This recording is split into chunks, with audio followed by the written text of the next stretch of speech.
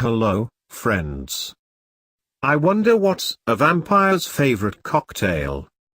Maybe Bloody Mary.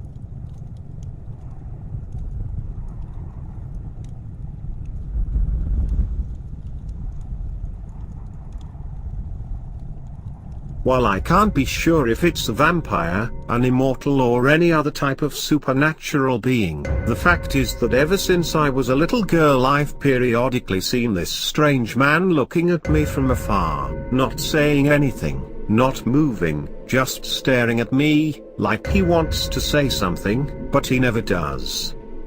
Now, why am I suggesting that he may be a vampire?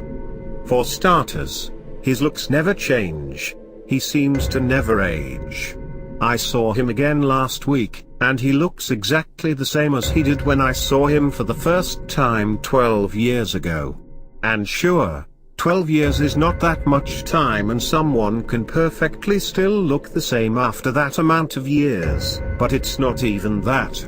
He still wears the same medieval type clothes, he's never cut his long white hair and he still looks like an albino goth cosplayer who's never changed his costume. I know, that still may not warrant calling him a vampire, but here's what makes me think so. Apparently, no one but me is able to see him.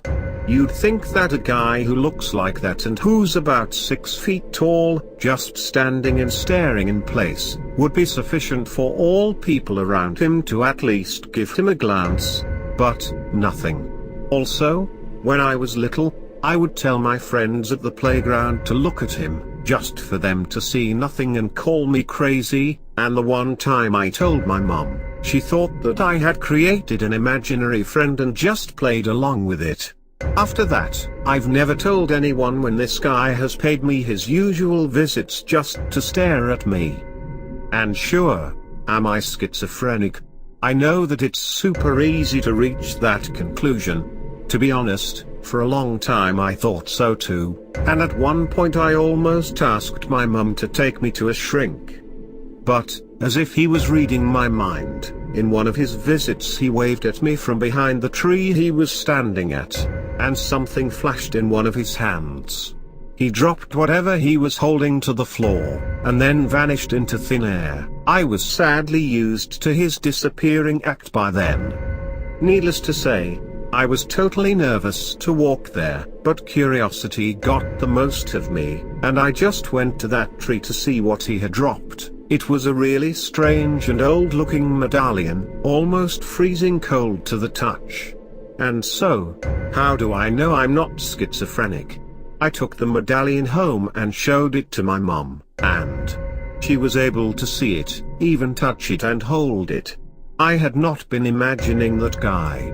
He really has been there every time I have seen him. I had finally convinced myself of that.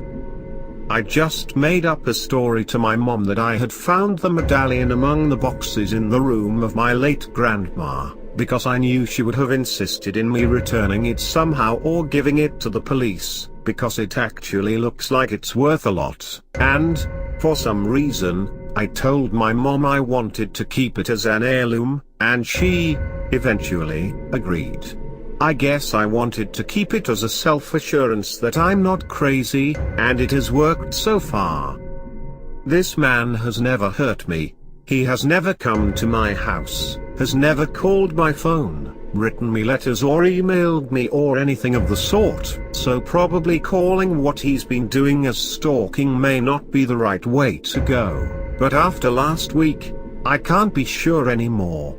See, the problem is that I moved almost 7,000 miles from home as soon as I turned 18 just to start a new life and pursue my personal goals, and for a couple of months, I thought everything was okay. And then last freaking week, I saw him again, all the way here, just a block from my new home. I can't even explain what I felt then. This mix of desperation, terror, amazement, anger. But also, strange familiarity. This guy has been watching me almost all my life, and even though I still not dare confront him, he has become my own deepest fear to overcome, And I know that someday I will. Someday. I know I will. Someday.